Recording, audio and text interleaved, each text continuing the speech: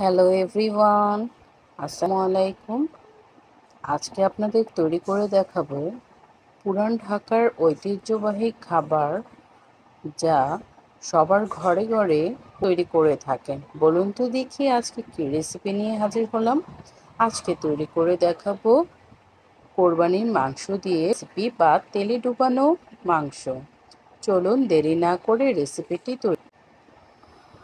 তেলে ডুবানো মাংস বা কোরমার জন্য প্রথমে আমি 5 কেজি মাংসকে ধুয়ে পরিষ্কার করে একটি জালিতে নিয়েছি।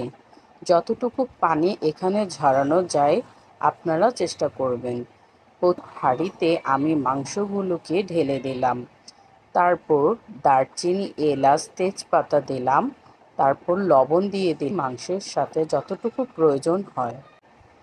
আর এখানে দিয়ে দিই সামান্য পরিমাণের সবগুলো মশলা। কিছু পরিমাণে এখানে মশলা অ্যাড করা হবে, যেমন এখানে জিরা গুঁড়ো দিয়ে দিলাম, ধনিয়া গুঁড়ো দিয়ে দিলাম, গরম মশলা গুঁড়ো দিয়ে দিলাম।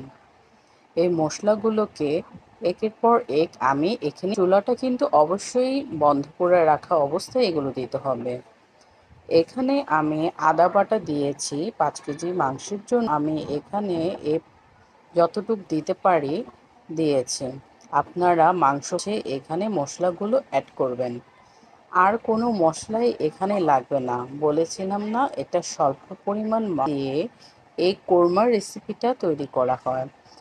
আমি আমার শাশুড়ির হাত তৈরি করা কোরমাটা যেভাবে করা হয় আমি সেভাবে চেষ্টা করেছি তার সহযোগিতায়।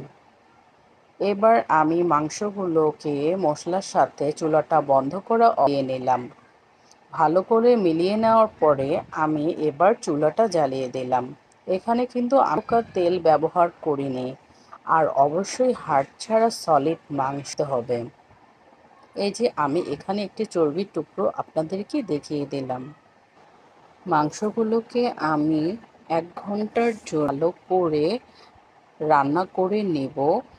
দেখুন এখানে করার সময় ঢাকনাটা বারবার খুলে দিয়ে চেক করে নিয়েছি। দেখুন এখানে কি পানি মাংস থেকে বেরিয়ে এসেছে। এই পানিটুকু দিয়ে হিটে ভালো মতো মাংসগুলো কষিয়ে নেবেন। যখন আপনাদের মাকে এরকম আমার স্ক্রিনে দেখানো যাচ্ছে যে মাংস থেকে, তখন আপনারা ভালো মতো একটু পরপর চামচ দিয়ে না করিয়ে নেবেন, না হলে মাংসগুলো নিচে পোড়া লেগে যাবে। আমি একটি চামচের সাহায্যে আপনাদের মাংসগুলোর সাহায্যে একটি মশলাগুলো তেলগুলো দেখিয়ে দিয়েছি। এবার চুলাটা বন্ধ করে দিব, দিয়ে মাংসগুলো ঠান্ডা করে নেব। গরুর মাংস থেকে কিছু ফ্রেশ চর্বি নিয়ে ছোট ছোট টুকরো করে নিয়ে একটি হাঁড়িতে চুলা জ্বালিয়ে দিয়ে বসিয়ে দিবেন। দেখবেন অটোমেটিক ওই চর্বিগুলো থেকে তেল বেরিয়ে আসবে। আর চর্বিগুলো যখন চর্বিগুলো ফেলে দিয়ে ওই তেলটুকুই আমি কষানো মাংস উপর দিয়ে আমি স্ক্রিনে এখন দেখাচ্ছি। আমার করে রাখা চর্বিগুলো থেকে তেল ওই কষিয়ে রাখা মাংসগুলো ঢেলে দিলাম। ঢেলে আমি এবার সেই 10 মিনিটের জন্য চুলায় বসিয়ে দিয়ে মিডিয়াম আঁচে রান্না করল। এবার চুলাটি বন্ধ করে দিয়ে আপনারা ঠান্ডা হওয়া পর্যন্ত অপেক্ষা করবেন। তারপর আপনারা যে করতে চান বাইরে অথবা ফ্রিজের মধ্যে রেখে কন্টেনারে ডুবিয়ে মাংসগুলোকে রাখতে পারবেন। সারা মাস ভরে আপনারা যখন মন চায় বের করে খেতে পারবেন।